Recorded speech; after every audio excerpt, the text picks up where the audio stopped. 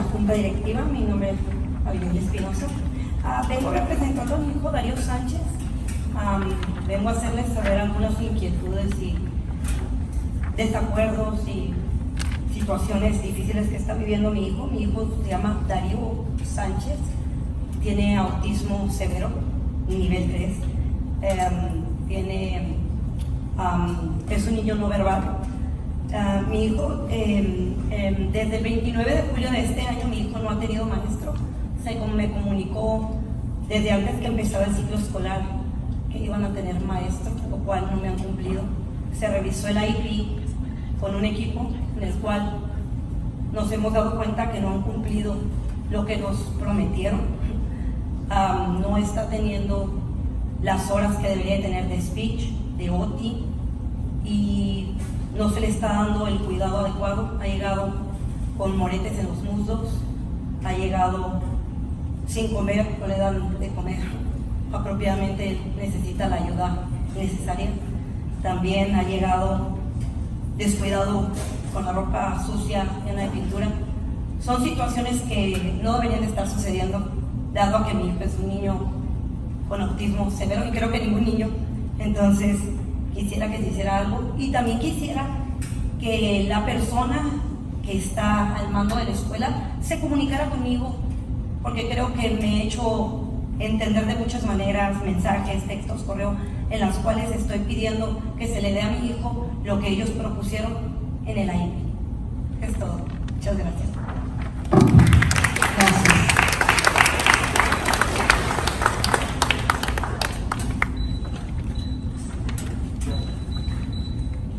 Karina Robles. I'm going to read my message in English. Good evening, members of the San Ysidro School District Board and Superintendent Gina Potter. My name is Karina Robles, and I am the mother of a special ed student at Willow Elementary School. I'm standing here again today to share serious issues that have been occurring at my son's school and interfering with his well-being, safety, and education.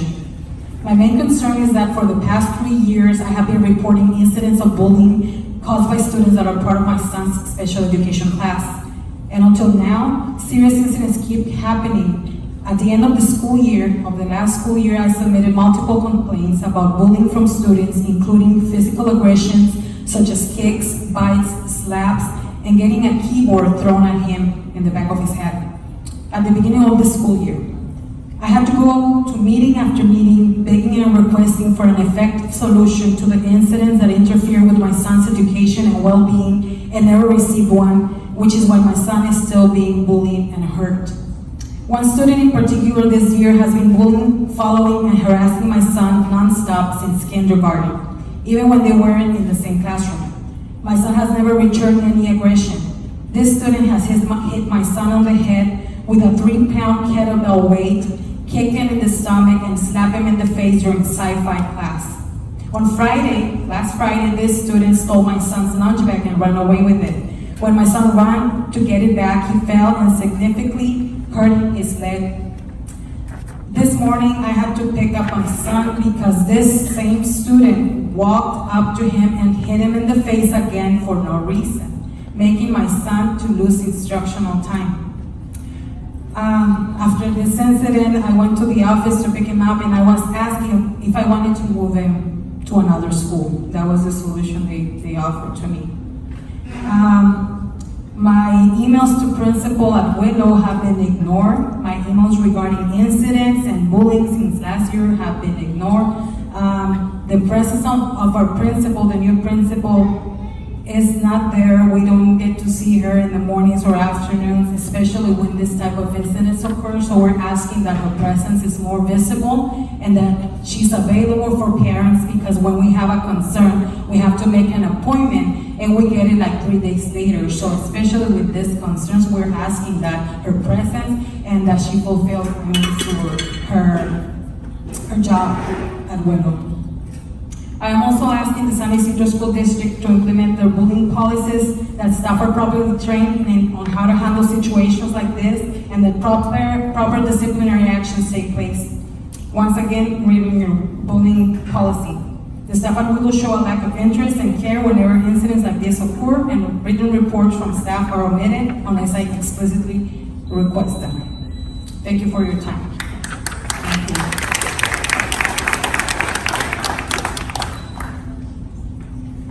Did you have enough time? I just wanted to read something about the safety around Willow. Another concern I have is regarding safety around the school. Every morning I walk my son to school, and every day we'll see all kinds of people who are on substances, homeless, and severely mentally ill. We've seen homeless men waving around metal poles and other objects. To name a few incidents that have occurred around the school, there has been a murder in front of Willow, cases of domestic violence, multiple cases of arrests. As a parent, I can't have peace of mind at home knowing that my son is at a school that is constantly at risk. Once again, I am here to request that these reports and concerns are taken seriously, because not only I, but several other parents at Willow and from other schools in the district that I have spoken with share similar concerns. Superintendent Gina Potter, Mr. Oscar Madera, Mr. Bojorquez, board members and principal at Willow Elementary, Ms. Mirna Cerda, also Mr. Iniguez, I ask you to please come up with solutions to ensure the safety of students at Willow and all students in the San Ysidro School District. Thank you for your time and your attention.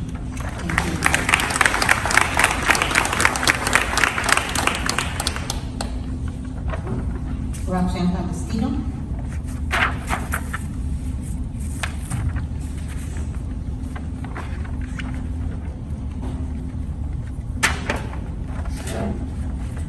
Good evening, everyone. I'm speaking today on behalf of many parents and families who feel unheard in the decisions being made in our district.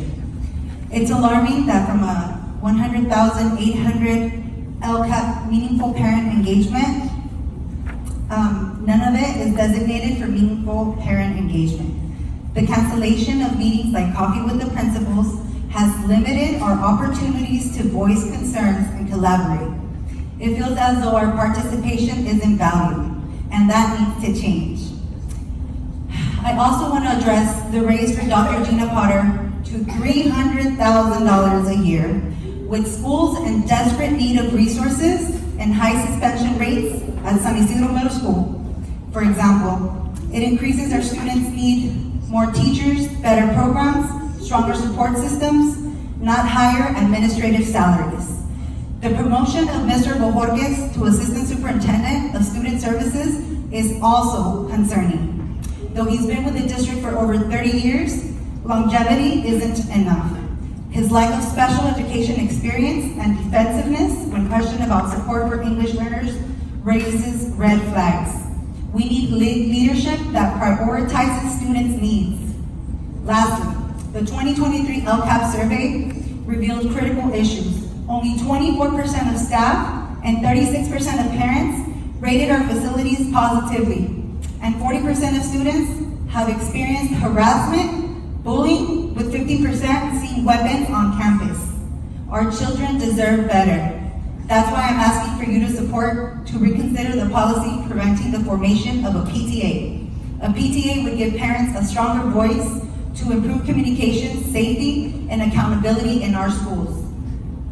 Lastly, I want to thank the Director of Early Education, Mrs. Pretzer, for doing everything with love. Thank you for bringing so much effort into making our CDC Smythe a better place for our students and families, and for working collaboratively with parents. She may be new in San Ysidro, but she is a great asset to our community. Shout out to Ms. Yadira Martinez and her students for winning class of perfect attendance at the CDC Smythe, and shout out to the parents who show up for their kids every day. They have a sign outside of their classroom door that says awesome attendance. Polly the bird is at the parrot is at their classroom, and all those students received a gift certificate from Little Caesars. Great incentives, we have to start them young. Way to go, Ms. Pretzer. She's a great example of a balance between doing her job and listening to her community, all while encouraging parent participation and input. Thank you for not canceling your meetings and for offering it via Zoom for the working parents, and lastly, for making us feel heard, respected, and letting us have a voice. Thank you. Thank you.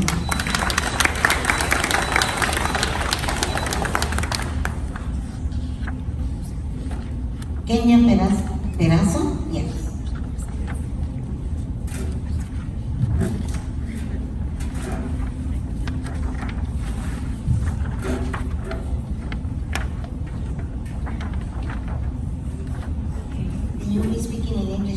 Spanish. Yes, I go out to speaker. So, good evening, esteemed board members. I'm here tonight to address the urgent need for secure schools for our special education students. This is not just about physical safety, it's about ensuring every staff member is fully trained to meet the unique challenges these children face. To start, we must implement CPI, Crisis Prevention Institute trainings. Unlike ABA, which is not the proper certified training that everyone needs, CPI emphasizes that physical intervention should be a last resort, only used in urgent situations. The lack of this crucial training has led to mistreatment and unnecessary restrictions to our special education students, stemming from outdated protocols that must be updated immediately. Furthermore, we need stricter safety protocols across the board to tackle harassment, bullying, and even the presence of weapons on campus. These protocols must be regularly reviewed to ensure their effectiveness with adjustments made as needed. It's not just about having rules in place, it's about making sure they are working and evolving to meet the needs of our students. We also need transparency about the existing training programs. I would like to collaborate as I have before again, and I'm eager to work together again to ensure these proper practices are implemented and effective. In our SDC classes, especially at places like Willow Elementary and Sunset Elementary, we need specialized educators who are consistent and knowledgeable. We must stop rotating substitutes who lack the proper expertise to work with special education kids. Our students deserve stability and quality education, which can only be provided by dedicated, plant-based special education teachers. To attract and retain these educators, fair compensation is essential. Instead of prioritizing raises for higher positions in the district, we should be investing in these teachers who are so critically needed in our schools. Additionally, it is important to provide ongoing training for staff and community members on recognizing and responding to safety issues. We need a clear timeline for implementing these solutions and regular updates to the community on our progress. Accountability mechanisms should also be established to monitor those responsible for maintaining and improving our facilities and safety protocols. In conclusion, I urge you to take immediate action, implement CPI trainings, enforce stricter safety protocols, ensure transparency in current training programs, stop rotating unqualified substitutes, hire the specialized educators we need, and establish accountability for safety and facilities improvements. Our students deserve nothing less. Thank you. I'll continue in Spanish. Thank you. Buenas noches, estimados miembros de la Junta. Estoy aquí esta noche para abordar la urgencia de necesidad para garantizar escuelas seguras para nuestros estudiantes de educación especial. Esto no se trata solo de seguridad física, se trata de asegurar que cada miembro del personal esté completamente capacitado para enfrentar los desafíos únicos que enfrentan estos niños. Para empezar, debemos implementar la capacitación de CPI, Prevención de Crisis y de Institución. A diferencia de ABA, que no es la capacitación certificada adecuada que todos necesitan, CPI enfatiza que la intervención física debe ser el último recurso, solo utilizada en situaciones urgentes. La falta de esta capacitación crucial ha llevado al maltrato y a restricciones innecesarias sobre nuestros estudiantes de educación especial, derivadas de protocolos obsoletos que deben actualizarse de inmediato. Además, necesitamos protocolos de seguridad más estrictos en todos los ámbitos para abordar el caso. la intimidación e incluso la presencia de armas en el campus. Estos protocolos deben revisarse regularmente para garantizar su efectividad con ajustes según sea necesario. No se trata solo de tener reglas establecidas, sino de asegurarse de que funcionen y evolucionen para satisfacer las necesidades de nuestros estudiantes. También necesitamos transparencia sobre los programas de capacitación existentes. Me gustaría terminar. Me gustaría colaborar, ya casi, como lo he hecho antes y nuevamente. Estoy ansiosa por trabajar juntos de nuevo para garantizar e implementar prácticas efectivas. En nuestras clases de Special Day Class, de día especial, clases de educación, clase de educación especial también. Especialmente en lugares como la primaria Willow, la primaria Sunset, necesitamos educadores especializados que sean conscientes y estén bien informados. Debemos dejar de rotar sustitutos que carecen de la experiencia adecuada para trabajar con niños de educación especial. Nuestros estudiantes merecen estabilidad y una educación de calidad, que solo pueden ser proporcionadas por maestros de educación especial comprometidos y capacitadas. Para atraer y retener estos educadores es esencial una compensación justa.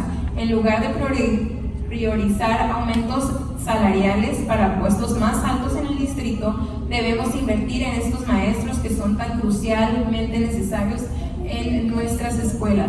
Además, es importante proporcionar capacitaciones continuas al personal y a los miembros para la comunidad sobre cómo reconocer y responder a los problemas de seguridad. En conclusión, les insisto a que tomen medidas inmediatas, implementen la capacitación de CPI, refuercen los protocolos de seguridad, aseguren la transparencia en los programas de capacitación actuales y dejen de rotar sustitutos no calificados. Contraten a los educadores especializados que necesitamos y establezcan responsabilidad por la seguridad y las mejoras en las instalaciones.